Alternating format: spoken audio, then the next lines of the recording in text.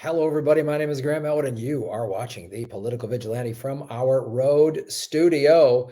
Well, we've talked a lot about the Build Back Better Act, and I wanted to show you. This is an article in the Intercept. Now, the Intercept has definitely gone neoliberal in many ways, which is a bummer, but they're still doing some decent reporting. You got to kind of sift through it. Greening Red America, breaking down Build Back Better's climate ag policy. The bill aims to transform America's approach to climate, forestry, and agriculture. The Build Back Better Act is one of the biggest and most complicated pieces of spending legislation in American history. If it becomes law, it will be, among other things, the biggest investment in climate mitigation ever made. So what does it actually do on the climate front? And it should be noted that the most money ever spent on climate doesn't say much from a country that does not care about climate change. Reagan didn't care about it. Clinton, like any good Democrat, talked about it, did nothing. Bush didn't care about it. Obama said he cared and did nothing. Trump clearly just didn't care. He had climate change deniers in his cabinet. So it's ridiculous. So, and they do this, and they go into this podcast, right? And they break it down, which I don't want to listen to this. So I wanted to. This first paragraph again is sort of in Intercept being a little like, it is technically the biggest investment in climate mitigation that we've ever made. So what does it do on the climate front? And they're talking about big agriculture. And the problem is with big and let me bring Ron Placone in here. So the host of Get Your News On with Ron, it's Ron Placone, everybody. How you doing, Ron? Hey, Graham. What's up, buddy? Good to see you. Good to see you too, my friend. So I know you've gone into the Build Back Better Act a little bit. You and I have talked about it. More than likely it'll have bailouts for big business. It'll probably like privatize green energy, which we'll just get these band-aids on a shotgun wounds. Like we'll see more electric vehicle charging stations or something like that. Oh, great. Which, I'm an EV owner, but that's just a drop in the bucket. We need to spend $1 trillion on, reef restoration, which there's people out there doing great work doing reef restoration. They're just doing it on a small scale. This is like little universities or whatever. So we need real spending in this. And the Build Back Better Act doesn't appear to have any of this. What do you see your take? And obviously, this Intercept article wants to focus on big agriculture, which big agriculture has something to blame, like the cattle and dairy industry, the methane gas from that is pretty awful. Right. That's almost like becoming like the new coal industry. But what are your thoughts on what will the Build Back Better Act actually do versus what they're saying it's going to do? Yeah, totally, man. So when you look at the bill as a whole, I agree with your summary. It does not do anywhere near enough to meet the moment. In the quote bipartisan infrastructure portion, there's a ton of poison pills in there. We've talked about some of them on this show. I've talked about it on Get Your News On with Ron. You've talked about it in other Political Vigilante segments. The privatization of our roads and a per mileage usage toll is one of the big ones that a lot of people are concerned about. And I share that concern big time. And it's nowhere near enough. Keep in mind, it's not like we get that compromise of a compromise of a compromise of a compromise. We don't even get that right away. We get it over the course of 10 freaking years. So when you look at it as a whole, of course, it doesn't come anywhere close to meeting the moment. Now, I do see the importance, though, however, of kind of pulling out certain parts of it and really dissecting those to make sure we get the most out of it. For me, in my world, one thing in particular I need to take a much deeper dive into, which I plan on doing either within the next few weeks or definitely at the start of the next year, is the broadband portion. There's a broadband investment they're going to make. I don't think it's quite enough. In fact, I'm pretty confident that it's not. But nonetheless, I want to turn to some of the, municipal broadband advocates, the people who talk to the actual contractors who make this a reality in cities and towns to find out, okay, what is this bill providing and what can we do? Because it's not like a bill passes and it's like, we got it, great, snapped our fingers. It's like, no, we still, as citizens, we also still have a call to make sure that what little good is in there, what little kind of nuggets of, oh, this isn't totally shitty are in there. I mean, honestly, crumbs is a fair way to put it. Crumbs of crumbs, if we're being honest. But to kind of take those crumbs and make sure we get the most out of it.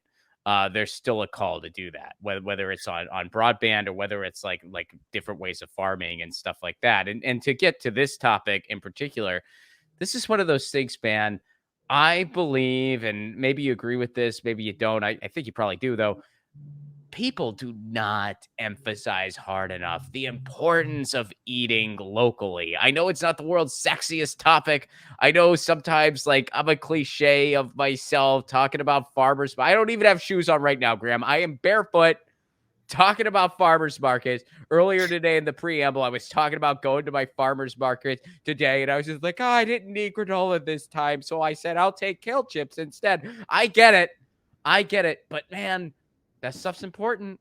That stuff's important because factory farming, meat, dairy, and even in some cases vegetation, it's not the way we should be doing things. It's not good for the climate. When you eat local, when you know where your produce is coming from, and when it's local, if everybody in the world did that to the absolute best of their ability, it would make a huge difference. It really would.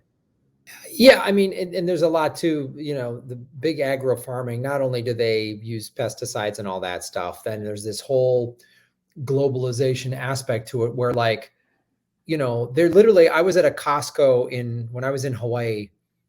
I'm at the Costco in Hawaii, and they're selling frozen pineapple chunks that are shipped in from Costa Rica in Hawaii. Like, I'm pretty sure they know how to grow a pineapple in Hawaii. And so it's like, damn good at it too. It's that kind of insanity that globalization does. And just think of the shipping, the trucks, and all this stuff in this globalization, which really only benefits the billionaire ruling class, the owners. It doesn't benefit the workers. Whereas, again, as you say, shopping locally, especially with produce, does benefit the farmer. You're buying at a farmer, you're buying from the farmer. There's no middleman. They weren't put on a truck, and so it is important, and there are all these things we do. But I want to post this comment that's in the chat because it's something for us to talk about. And if you're watching, please hit the like button, like, share, subscribe in whatever format you're watching. And this is by Sean Moon. Greenwashing and individual lifestyle choices will not save us. Capital must be abolished immediately, and economic central planning, including strict rationing, must be implemented now. Which, this is before we get into the second part of it, of what needs to be implemented. This is true. There's two things that happen that, like, yes, it's great if we all go to farmers markets and you bring a reusable straw, but come on. I mean, this is the climate collapse is an issue that, for better, for worse, the reality is it needs a top-down solution. Like, there's a lot of solutions we can find from grassroots, but I've done a million videos on all these cool projects that scientists in various parts of the world have come up with. Like, they're capturing CO2 in Iceland and they're burying it in these rocks. There's this algae that captures CO2. There's this aloe vera, I'm always pronouncing it incorrectly, but mineral that you can put on the beaches. It captures the CO2 and buries it under the ocean floor in about 2 years. That's a process that happens naturally over about 1,000 years. So, but all of these projects, and again, as I said at the top, like reef restoration, all of these projects need big funding. I mean, we need to spend trillions of dollars on this. And so it's a little like typical of capitalism, of it's like, hey, consumer, this is your fault. You should have bought more recycled products. It's like, no. Right. Come on. If we all did it, yes, you're right. And I agree with that if we all did it. But well, and I wasn't, I mean, I take Sean's point, and I think he makes an excellent point. And I certainly, if I was not trying to imply that if we just all bought kale chips on Friday, we'd all be fine. I don't know why you guys just come with me next time. We can all live in the same neighborhood. We'll be good. We solved it. Like, I wasn't trying to give that impression. And if I did, I apologize. I mean, I was tongue in cheek making fun of myself, but like, Well, But climate change is your fault. I mean, that's the point of this segment is Ron Placone is to blame for climate I'm the change. guy. I'm the guy. But no, I think that, that is an excellent point. A top-down solution is 100% necessary. Absolutely. These individual lifestyle choices that we make, if we don't have true systemic change, they're just going to be for naught. They're just going to be drops in the bucket. Absolutely. The one thing I would say, just for conversation's sake, and I know this is not what you're implying, and I know I don't believe this is what Sean's implying either, but, you know, sometimes people take that into the realm as an excuse to do nothing. And that's where, like, well, two things can be true at the same time. Yes, Mhm. we need true systemic change. Yes, we need some top-down solutions. But as individuals, we're not completely powerless. And there's certainly, a call to action on our part too. And, when we do make these choices, well, that can kind of really demand the type of systemic change that we need. I'm not saying that's the only thing, but again, I think that there's not one solution necessarily. There's a combination of them. A lot of them do involve top-down interference, like top-down involvement. But some of it are things that we can do. So, it's one of those things like, yes, recognize, like, keep it in perspective, but don't use that as a reason to do nothing either. And I think it's going to take everything. I mean, technology is going to be part of the solution, but it's not going to be the whole solution when these people are just like, eventually we'll just take all the CO2 out and we'll be fine. So just do whatever. Just keep driving the car because eventually they're going to come up with an invention. And it's just going to be, haven't you seen Back to the Future? Those people, and there are people that sound as ridiculous as what I just did. And those people, however, the people who think that technology will have no part in the solution whatsoever, well, I don't agree with them either. I think it's going to be part of the solution. It's not going to be all of it. It's going to be part of it. I think that our lifestyles are going to have to change a lot. I think that, we're going to have some true scientific advancements, which kind of bleeds into technology as well. It's all part of the solution. I don't think that we're going to live like Amish people. That's not going to happen. There's going to be transportation solutions that meet the moment. So, I hate to say all of the above because we know how that has been totally co-opted. And, what that, that's the Obama wink, wink, all of the above means drill, baby, drill. Yeah. But when you say all of the above and you mean renewables, wind, solar, technological advancements, transportation solutions, actual green energy and not the greenwashing bullshit, lifestyle choices, eating locally, supporting locally. When you combine all those things, that's a true solution. And some of it's top down, some of it's not. And as far as I'm concerned, we need all of it. No, it's a good point. I mean, like I say on my show, vote with your dollars. I'm saying that because not that I don't think capitalism is the main culprit in all of this. I mean, but the reality is, and I'd love to see what Sean and others have suggested of like, we got to get rid of capitalism. You're in the hot seat, Sean. Yeah. Are you ready, buddy? You're on. But it's like, I also understand that, look, we are in a capitalist society right now. So like you say, we there's a million things we need to do. I've been, I bought a hybrid in 2003. I bought an all electric car in 2017. And part of that is as gas prices went up, the more people that bought EVs, now every car company has an EV with a range of anywhere from 250 to 300 miles, which is because the market sort of demanded it. Which is not to say the free market economy can fix everything, but it's sort of the reality in what you're talking about a little bit. This is the reality where we're in right now. So it will take all of these things. I say vote with your dollars. I try to go to farmers markets. I try to impact and where I spend my money is important just to me, but also it does help. I know how the economy works. And if I support more local farmers, then they're going to do better. But we need, like you say, we need all of these things. We need a top-down solution. We need more worker cooperatives. We need to, if I'd love to just wake up today and just wave a wand and end capitalism and all of the polluters and the CEOs of all these companies that have extracted, and just plundered this earth for profit. It'd be great to just get rid of them, but we can't right now.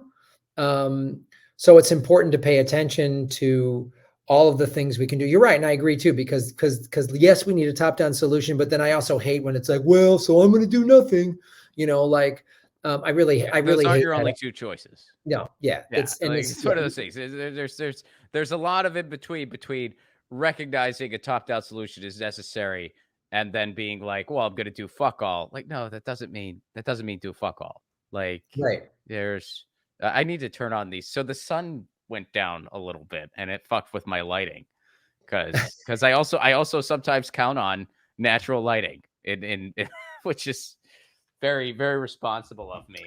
Well, while you're doing that, I'm going to put this article up there that Kate, our moderator, put up. There's an article about fusion article. Fusion reactions generate more energy than absorbed by the fuel. For the first time, a fusion reaction is, and I've talked about this too.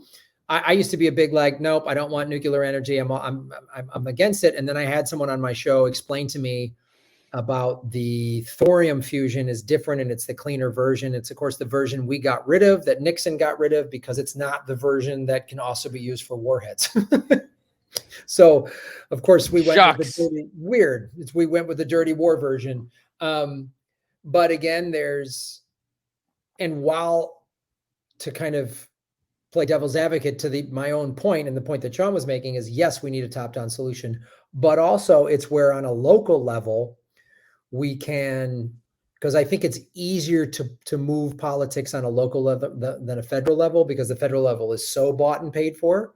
Yeah. The local level kind of is. But as we get more people like Nithya Ramana and Kashrama Sawant on city councils, we can actually get more bills passed and more legislation to help people on a local level. That's why, we've talked about this with recreational marijuana. Like, it's been passed state by state. It'll be federalized eventually. We're hoping this will probably, well, it would be great if we all got Medicare for all, and we should. We're still in a pandemic, but you and I have discussed, and others in the Medicare for all fight have discussed, that Medicare for all probably is going to go state. Some states going to pass it, probably Washington, because they seem to be the most forward on this, and then other states are going to pass it, and people are going to go,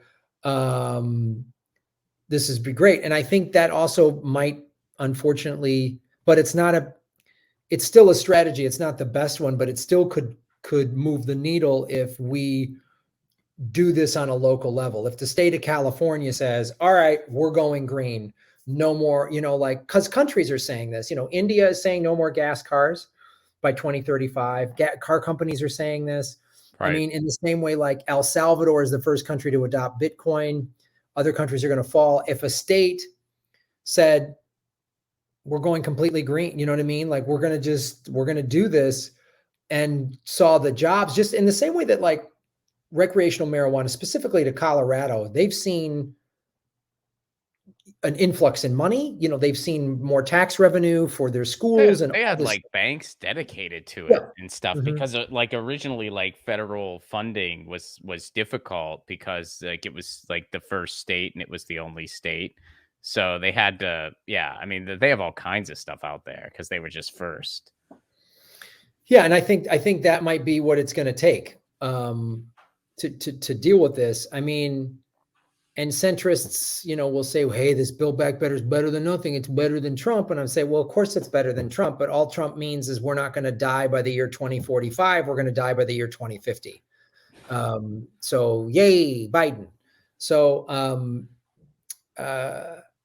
so that's what I feel about that. And the Build Back Better law. Folks, pay attention and follow Ron Placone online at Ron Placone. Hey, everybody. Thanks for watching. We are still in our 9th month of demonetization from YouTube. So support what we're doing at patreon.com/Graham Elwood or rockfin.com/Graham Elwood, which is a blockchain cryptocurrency platform.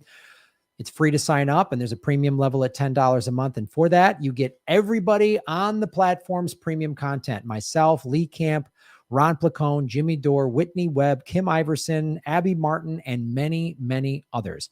You can also support what we're doing at Venmo at Graham-Elwood, and go to GrahamElwood.com. We have a PayPal button and a PO box. I also have crypto wallets, which are all in the show notes. Thanks for supporting what we do.